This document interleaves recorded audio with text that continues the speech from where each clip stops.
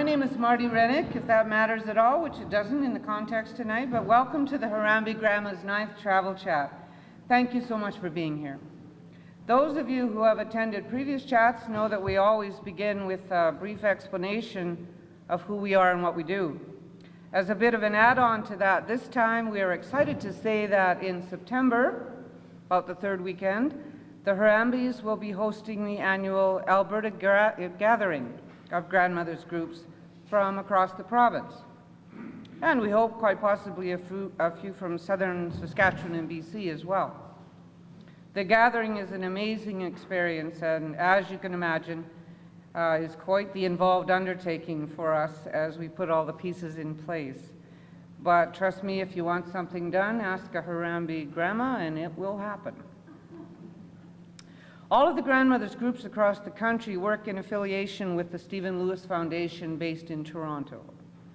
The foundation works with community-level organizations in Africa which are overcoming the ravages of the horrible HIV/AIDS pandemic by providing care and support to women, orphan children, grandmothers, and people now living with HIV and AIDS. These grassroots groups are the lifeline for their communities.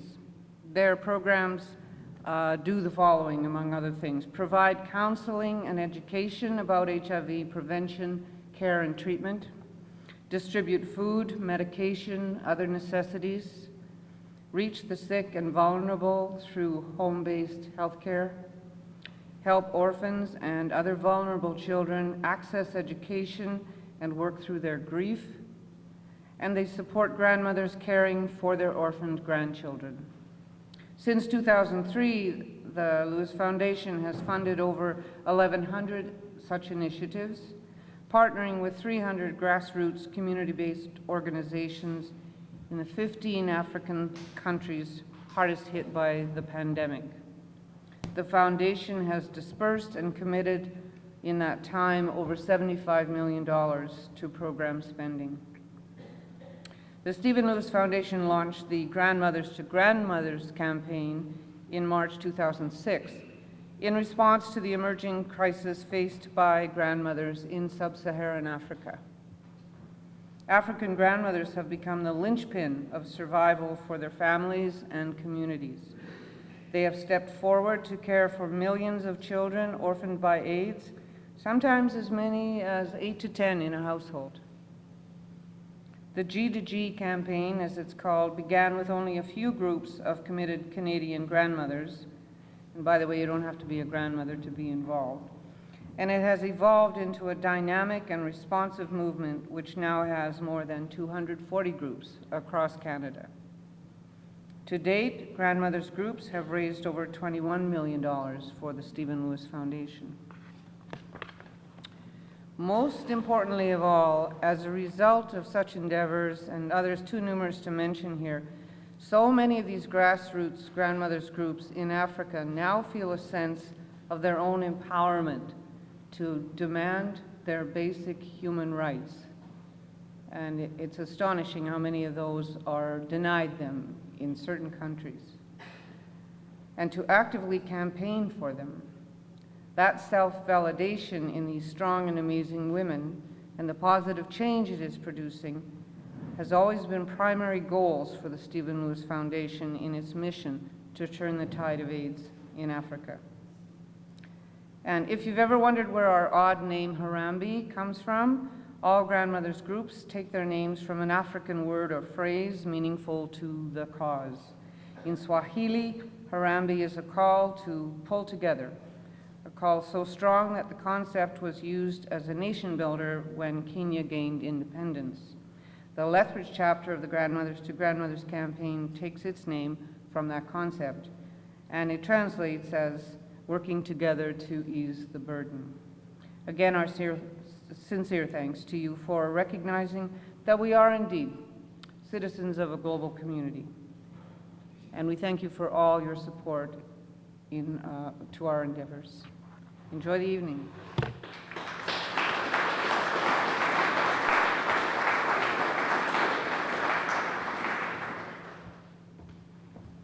Hello everyone, and welcome to our travel chat entitled Kilimanjaro, A Senior's Ascent, or as John says, it seemed like a good idea at the bottom.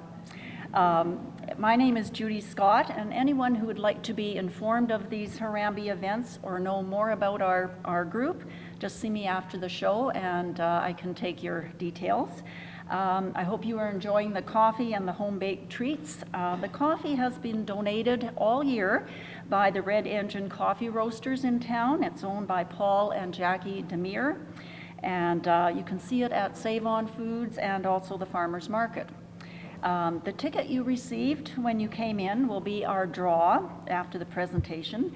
It is a roadside emergency kit donated by our member, Fern Bigham, who won it from London Road Market. So Dixie will show you that later. As this is a fundraising event, we have put on the tables donation slips and information, material to read and to take if you like.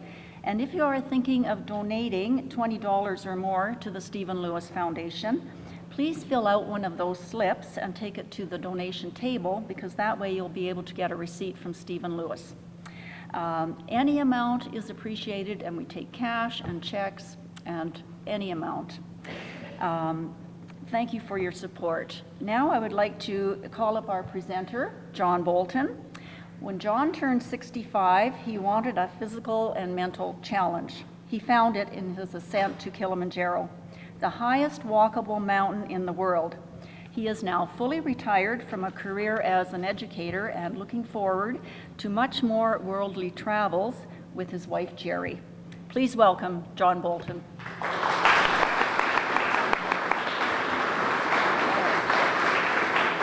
I always thought that as a senior, I'd accumulated a fair amount of wisdom.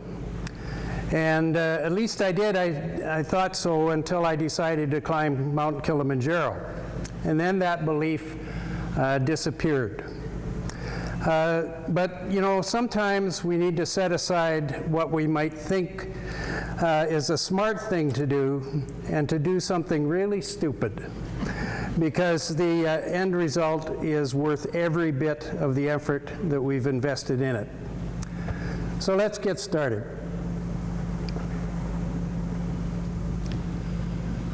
Challenging the body and the mind, a senior's ascent of Kilimanjaro, or it seemed like a good idea at the bottom. Now, I'm not sure when I decided that I wanted to climb Kilimanjaro. I retired 10 years ago from the school system, and for several years I was feeling that during that time that I really hadn't done anything particularly significant for myself.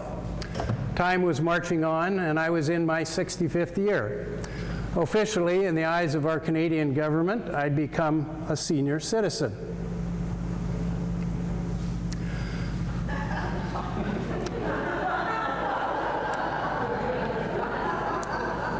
Now, I knew I wanted more out of life than sitting on the deck watching my brown spots grow and trying to keep regular. I became obsessed with finding a challenge that would mark the occasion. I thought about cliff diving in Mexico, skydiving from 30,000 feet, or running the bulls in Spain, but I really am not an adrenaline junkie, and so I dismissed all of those rather rapidly because I wanted to live a little while longer. But my wife Jerry, myself, and some friends had traveled to East Africa for a safari in 2011, and seeing Mount Kilimanjaro at that time started me thinking. Now, I'm not a big hiker, but all of a sudden I decided trekking up a 19,000-foot mountain seemed like an achievable goal. At least it did without knowing anything about the climb itself. This is Kilimanjaro, and she is spectacular. Most of the time you can't see the top because of the misty haze and the clouds that roll in during the morning. But she's beautiful, she's mysterious, she's awe-provoking, and very quickly she became an obsession. Let me just give you a few facts about Kilimanjaro. The height is 5,895 meters at Uruhu Peak, or 19,341 feet if you're not metric. You go through 5 ecozones on the climb up. You start in the rainforest, you go through heath, moorland, alpine desert, and then glaciers at the top. Kilimanjaro is a Swahili word, and loosely translated it means shining mountain. Now the thing about, as Judy said, Kilimanjaro is a walkable mountain. You don't need sophisticated mountain climbing equipment to attempt it. And so about 30,000 people every year try to climb it. But interestingly enough, only about 60% of those actually reach the summit. And we'll talk a little bit about why that is in a minute. The youngest to reach the summit was age 7, which is interesting in itself because you're supposed to be 10 to be on the mountain. The oldest is age 87. That was just a couple of years ago. Now the fastest climb up and back is 6 hours and 56 minutes by one of the porters in Tanzania. And just to put that in perspective, we took 7 days. It is the most popular of the 7 summits. If you've got a death wish and you like to climb the highest mountain in each of the continents, that's called the 7 summits, and certainly Kilimanjaro then is the highest mountain in Africa. As a geography lesson, Kilimanjaro is located in Kenya and Tanzania, or in Tanzania, just on the border with Kenya.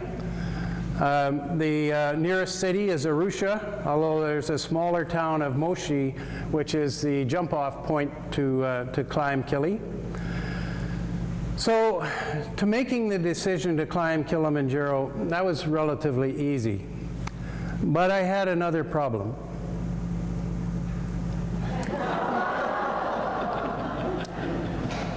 I had what is referred to in the current sports vernacular as a middle body issue. More specifically, I was considerably overweight, and clearly the last thing I needed was to try to climb a mountain with an extra 30 pounds of a 30-pound turkey around my waist. So I knew I had to get rid of the weight, or likely I would have had a heart attack on the first day. My wife, Jerry, helped me to start to eat a little more sensibly, and exercise began to rule my life. At the beginning, I got a physical trainer to help me get started on an exercise program. I remember he told me to wear loose clothing the first time I came. Well, if I had any loose clothing, I would have worn it. So it took a while, about 10 months to be exact, but I lost that 30 pounds, and I was ready.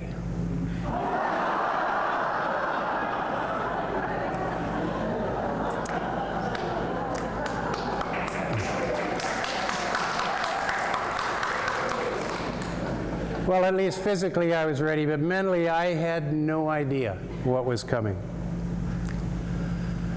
I didn't want to do this alone, and my wife Jerry had already told me I was completely nuts, and there was no way in God's green earth where she was going to follow me up any stupid mountain. But my daughter-in-law Catherine from England, you see her there on the left, and Julie Harris, who was a friend, a lady we met, who was from Australia. We met her on our previous trip to Kenya and Tanzania when we were on the safari, and they jumped at the chance. So we were an international group in makeup, a Brit, an Aussie, and a Canuck. I decided to make the climb in February, which was still the dry season for Kilimanjaro, and outside the high season for tourists, which is July through September.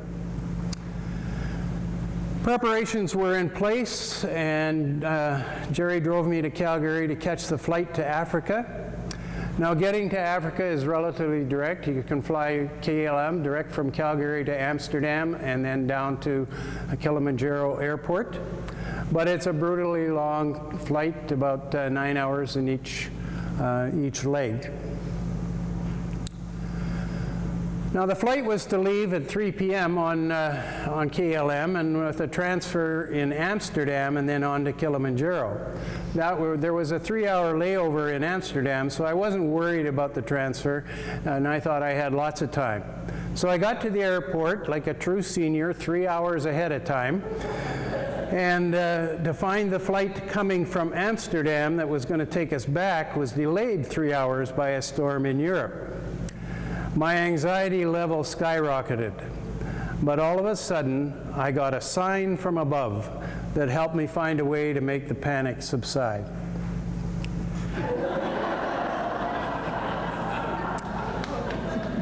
It's amazing how a few beers can put the world back into perspective.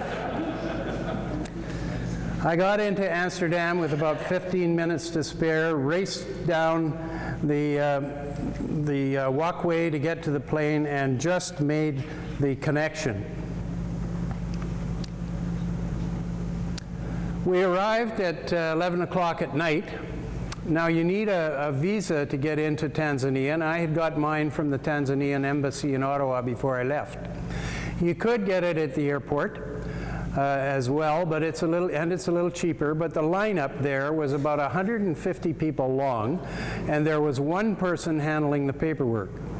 People were tired, they were hot, and they were impatient.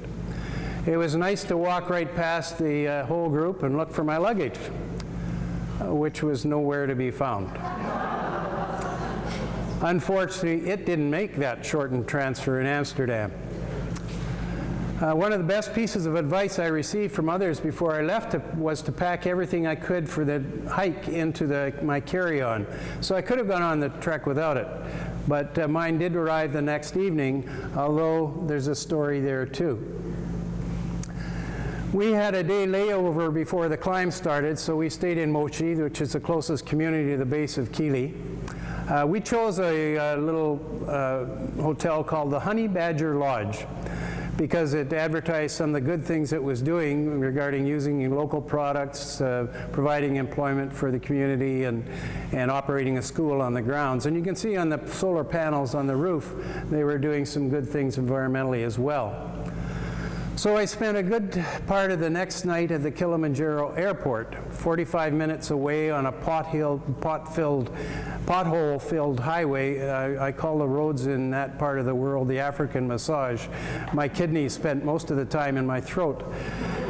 And I was trying to get my bag, but the problem was that I could see my bag sitting on the carousel, but the baggage official wouldn't let me pass to get it. And what he said was that you have to wait until all of the people get off the plane, and then you can go in and get your bag. Well, my experience the previous night, I knew that it was going to be a long time before all of those people were through the visa experience. And so I gnashed my teeth for about 20 minutes, and finally I decided this is ridiculous. So I waited until the fellow was busy with some other folks, dashed in, grabbed my bag, and dashed out. Now our guide was watching all of this happen, and he was just horrified because he said they will shoot people for stealing bags. So I was somewhat fortunate, I think, to get out of there alive. Here you can see the Kilimanjaro is a national park, and the trip to the Machami Gate, where we started, is a short 30-minute drive from Moshi. Machami Gate is about just over 1,600 meters in elevation, and by comparison, Lethbridge is just over 900.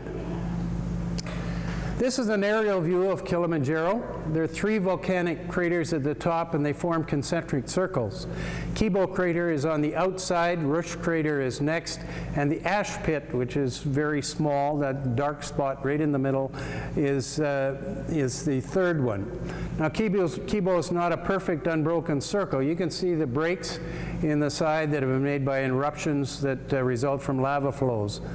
You can also see the summit, Uruhu Peak, which Uruhu means freedom, and it's on the outside of the Kibo Ridge. Machami Gate was the start of the climb for us. There are several ways to get up the mountain. I won't go through them all, but we took the Machami route, which is normally a 6 to 7 day trip. It's referred to as a whiskey route. I'm not sure why, except that it's mid-range, and the Marengo route is the other one that's very popular, and it's called the Coca-Cola Trail, and it goes. It's a little bit easier, but not appreciably so. We chose the Machami route because it has some very scenic sections, and also it's a bit longer, which allows for more acclimatization. And then you come down a different way than you went up. Not so for Marengo. Marengo, you come back the same way you came up. You sign in at a hut at the bottom, and then you sign in again at each stop up the climb. You sign in with your name, your age, and your tour company and your guide, and that way they keep track of who's on the mountain at any particular time. I want you to just take a look and notice the warnings regarding medical issues, particularly altitude sickness. Now, altitude sickness is a primary problem that climbers encounter on Kili, and it does take its toll. As I mentioned earlier, only about 60 to 65% of those who start the climb actually summit. And the difficulty occurs because there's less oxygen in the air that you breathe as you ascend through the atmosphere. And at the summit, the atmospheric pressure is roughly half of what it is at sea level. If you were to experience that change without acclimatization, if you got dropped off on a helicopter, or for example, you'd probably pass out. Altitude sickness is serious. It causes migraine headaches, nausea, disorientation, and in very severe cases it can cause death. And as you can appreciate, on a mountain when you're climbing, it can be, that's a rather serious issue. The interesting part is that it really doesn't matter how fit you are. You cannot train for altitude sickness. Altitude sickness you have no idea whether you will experience it or not until you're actually in the situation. There are marathon runners who try to climb Kilimanjaro who are very physically fit, and they're unable to make it just because their body happens to deal with altitude sickness in a particular way. Our guide was Hans Castilla, and Henry. Hans is just to Catherine's left, and Henry was a guide trainee. Hans we'd met the year before. He was moonlighting as a driver on our safari trip to Tanzania. When I found out his real job was leading hikers up the mountain, I bombarded him with questions, and the most important of which was whether he thought an elderly, out-of-shape guy like me could make it up the mountain. Well, he said he thought that even I could probably do it, which wasn't exactly a ringing endorsement, but it was good enough for the time being. We booked directly through him rather than through a tour company, which cut out the middleman, and it made quite a difference in the cost. And we found his organizational and his guiding skills were absolutely phenomenal. Our support team totaled 13. There were 9 porters, 3 for each of us, a cook, an assistant guide, a guide trainee, and Hans, our lead guide. Now, the first hour or so at Machami Gate is spent sorting out the equipment and the luggage. Each porter is limited to carrying 23 kilograms by law to ensure that they're not exploited, so about 50 pounds.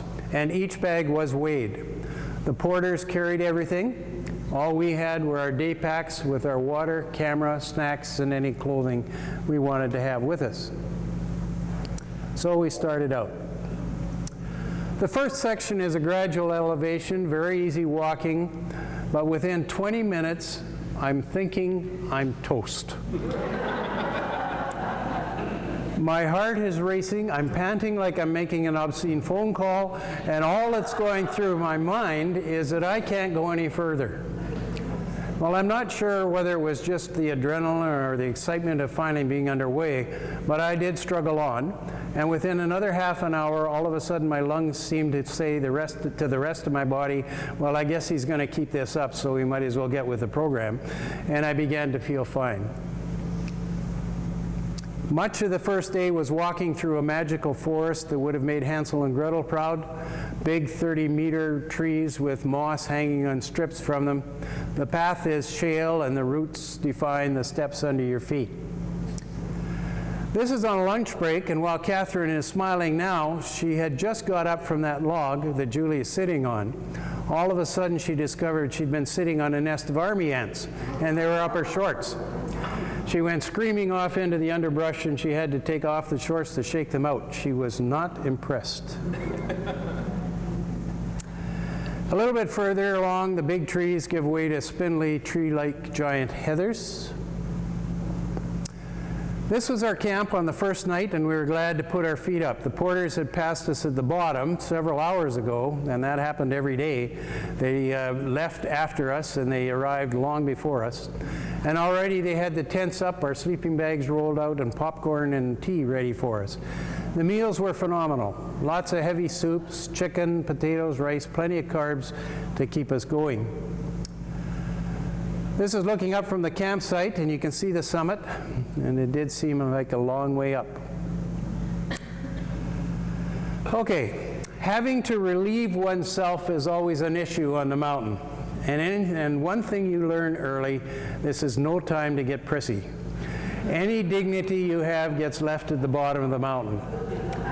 The bathrooms featured the traditional 2 boards, so your feet are aligned, and then it's just a long drop. Looks like some people had problems with the aim in this particular picture. And I realized I should have worked more on my quads.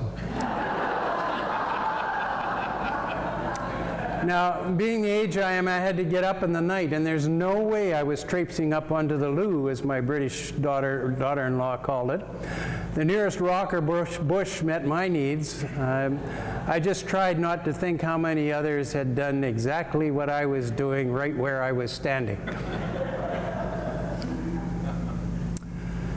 Getting up at night had its benefits. What a sky. You really could feel that you could reach up and grab a star. This is what greeted us each morning: hot water and soap. Andrew, one of the porters assigned to make sure we got up, would hammer on the side of the tent and tell us breakfast was ready, and we would be up and at it. Note the frost on the bridge in the morning. We had left the bottom at about 30 degrees Celsius, and now it was close to freezing, but only until the sun got above the summit.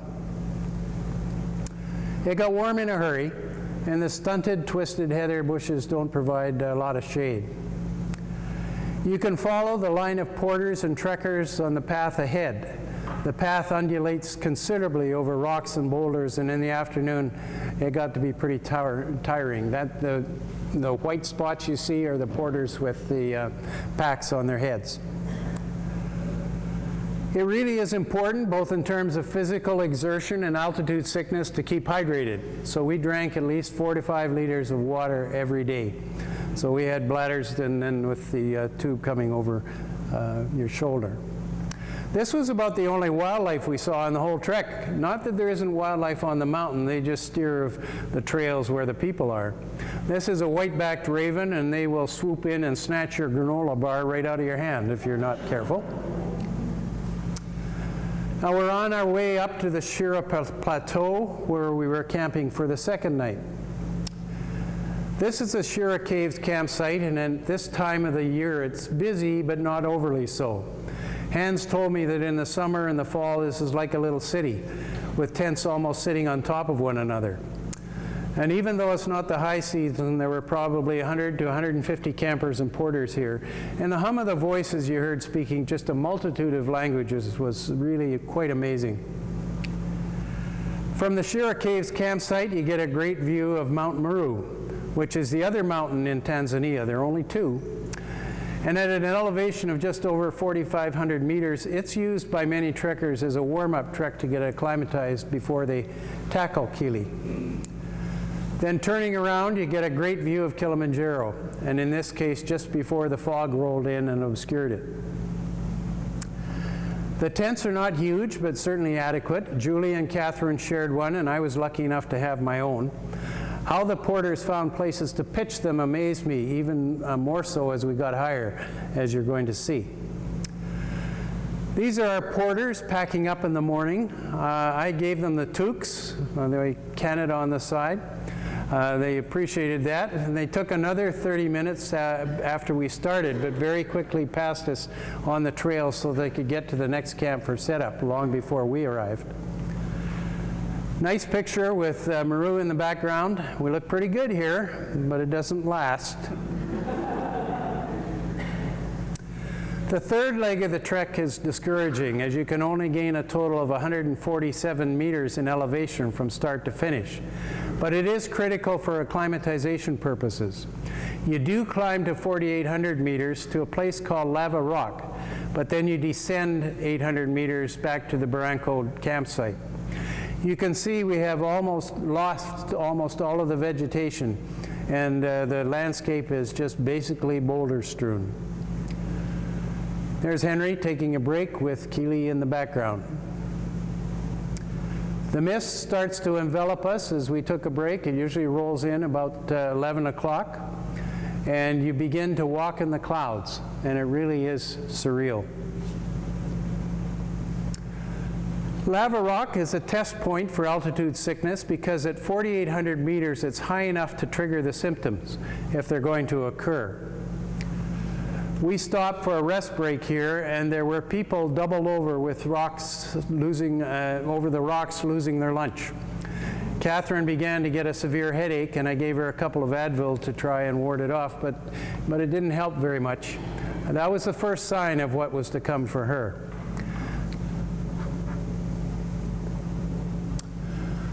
This is still Lava Rock, and we're starting to look not quite as chipper.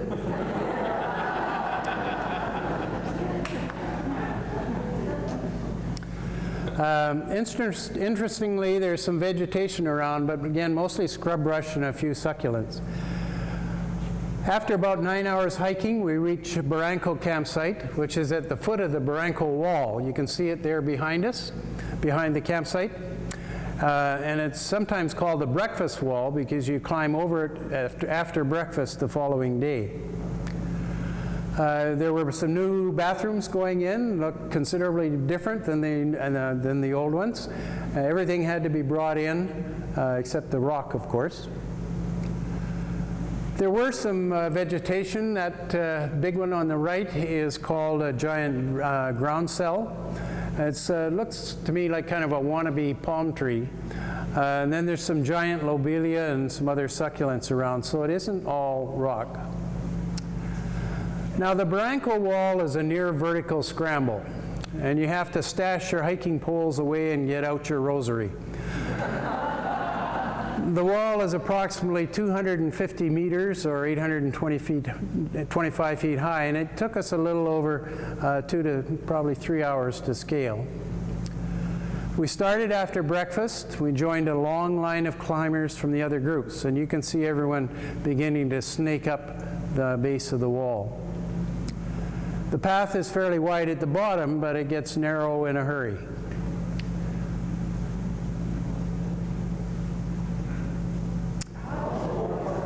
At several points, you just kind of grab onto a rock ledge and pull yourself up. Your poles are absolutely useless, so they're stowed away. And in a case, it's just a case of grabbing on whatever you can. The porters, of course, are simply ridiculous. They carry their load over their heads, and they have no fear or hesitation. For many of them, of course, they've done it hundreds of times. Sometimes they carry their loads on their heads, and sometimes on the back of their neck.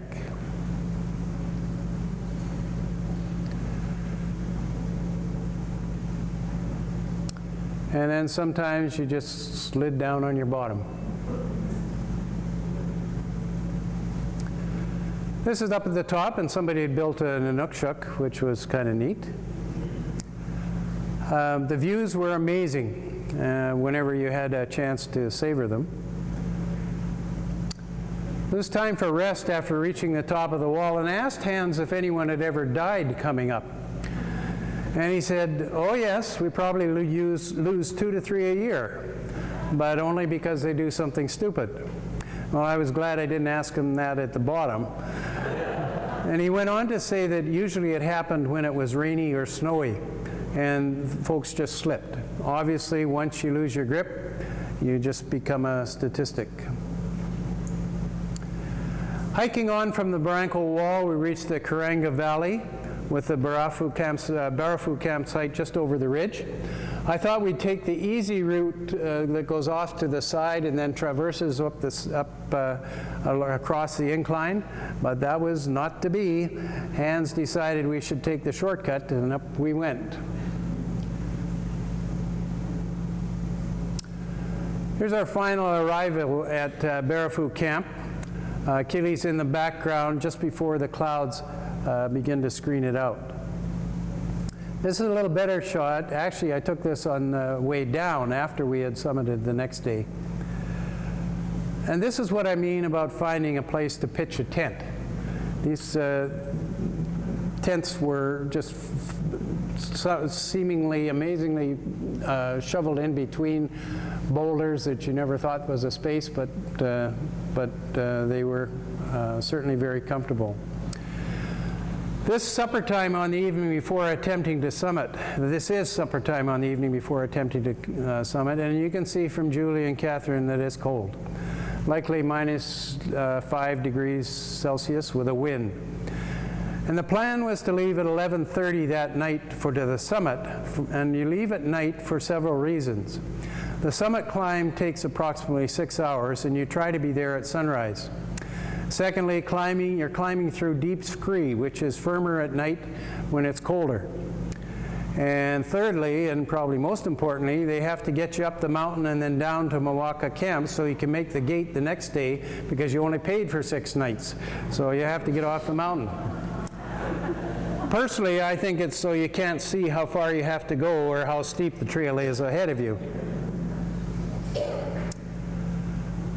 We were in bed early, right after supper, and a storm blew in that night with sleet and snow, and it was really cold, probably minus 15 degrees Celsius. Andrew woke us up just after 11 o'clock for breakfast. The porters told us that the storm had shredded the food tent and sent it back down the mountain, so we sat on the rocks to eat. We put on every piece of clothing we had, and then we were off on a push to the summit. Unfortunately, altitude sickness hit Catherine with a vengeance, and she couldn't go any further. Nausea, vomiting, severe headache. It was a really tough decision, but with her blessing, we left her with the porters, and Julie and I and Henry and Hans set off for the summit on our own.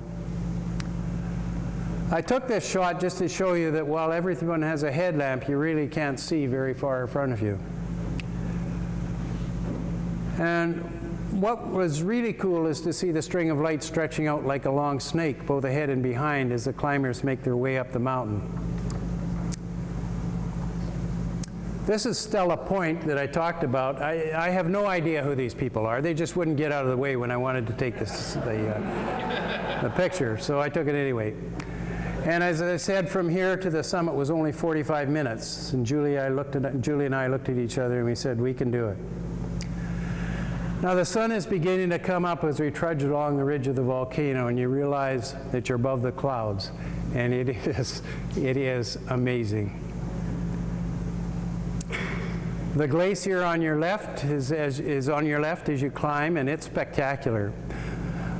Scientists suggest the glacier field that caps Kili currently is less than 85% of what it was 100 years ago. And likely within 2 decades, most of that's going to be gone, thanks to global warming. It's shrunk 26% in the last 15 years. We're almost at Uruhu Peak. You can see it off there at the top on the right. And you want to run, but of course you can't. Poly is still the pace. Just a few more meters and we've arrived at the summit. And that's where I bent over my poles, and the tears really did come down my face. That feeling of accomplishment is just so overwhelming. Julie's camera had frozen up during the climb, and all we got were a few more pictures at the top from mine before the battery in it froze up as well. But here we are on the roof of Africa with a picture to prove it. And there's the three of us with, or the two of us with hands. You only stay there about 10 minutes because there's a whole bunch of people keep coming and wanting to get their picture taken at the summit. And besides that, it's cold. So you want to get out of there. And in preparation for climbing Kilimanjaro, I talked to a lot of people, not a lot of people, I talked to several people who had done it, and they all mentioned the issues like altitude sickness and the physical exertion in the last push to the summit. But nobody talked to me about how difficult it was to come down. There's an old adage about climbing a mountain: going up is optional, coming down is mandatory. So working your way down the slope, the pressure in your quads and your knees is absolutely unbelievable. They're already at a breaking point from the trip up, but all you can do is suck it up and keep going. By now the scree was really soft, and the trekkers with some skills would literally telemark ski the slope by jamming their boots into the rocks and use the poles to ski down, as this fellow was. That's way beyond my skill level, and I just muddled along as best I could, trying not to start an avalanche and bouncing off the rocks like an arcade game all the way to the bottom. It was sure agony, but we finally got back to Barafu Camp about 9:30 in the morning, where we rested for a couple of hours before heading out again. We were supposed to sleep, but I was just too excited and sore to do much more than close my eyes. Catherine was still feeling nauseous with a migraine, but she got progressively better as we descended. We set off about 11 o'clock in the morning, following the Mawaka route, so we didn't have to retrace our steps. Now the disadvantage is that route is straight down, much of it on an old creek run full of rocks that you need to pick your way through. My hips and quads were now in full revolt, and I was holding up the rest of the group considerably. I was about to suggest that they just shoot me and leave me to rot on the mountain, but Hans said not to worry, they'd just go at my pace, which they did, and that was pretty much like going backwards. We finally arrived at Mawaka Camp about 4:30.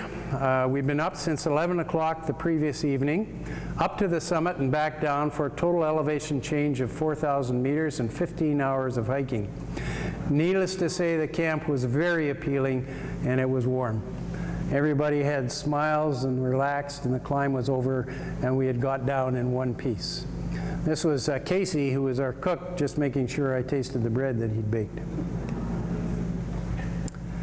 The final day started at 8 o'clock in the morning, a much easier trek down a dirt-covered pathway. We arrived at Mawaka Gate about 11 o'clock in the morning and lined up to get the official certificate that we had just completed the climb. You get a certificate if you summit. You also get a certificate if you just get as far as Stella Point. The final leg was a taxi ride back into Moshi and a hot shower, and followed by several beers. And it really was a joy to get down and to change clothes, and that was when we said goodbye to our porters and our guides and our cook, and they were all absolutely amazing, and just a tremendous group of people. And it's interesting that the porters, this is the only livelihood they have. They have no education. They have no other work. And so they just traipse up and down the mountain throughout the year. But they are absolutely amazing.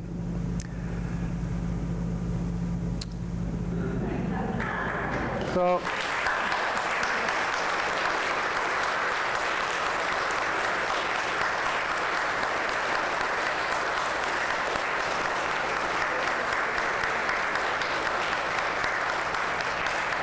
that's my certificate and my bottle of Kilimanjaro beer, and a self-satisfied grin. So I just, I guess the question I started this whole thing talking about wisdom, So what wisdom did I gain through this experience? Well, I'm not sure I would have done the climb had I realized how difficult it was, but that part is fading with time. I do know that I'm going to forever cherish the exhilaration that reflects a significant accomplishment for a 65, wannabe 45-year-old senior, and that's really special for me. Since you sign in at each stop on the climb, I flipped through the pages for the last several months, and I didn't see any other senior citizens who were making the trek. I know there are lots of them, but it was just nice to feel I was in select company. And I was indebted to Hans and to Henry, who led us up the mountain and were instrumental in getting us to the top. To Julie, who was my climbing partner, and she and I have kept in touch ever since. And climbing with my daughter-in-law, Catherine, was a bonding experience too. She really wants to make it. She wants to try it again, and she will. And she has lots of time to do that. So there's a writer called James Broughton who has a motivational blog on the internet called Little Sermons of the Big Joy. And I just wanted to conclude tonight with one of his messages. He didn't give it a title, but I call it Ode to Challenges in Life. Take the whole bit with the caboodle. Experience life, don't deplore it. Shake hands with time, don't kill it. Open a lookout, dance on a brink, run with your wildfire. You are closer to glory leaping on an abyss than upholstering a rut. Thank you, everyone.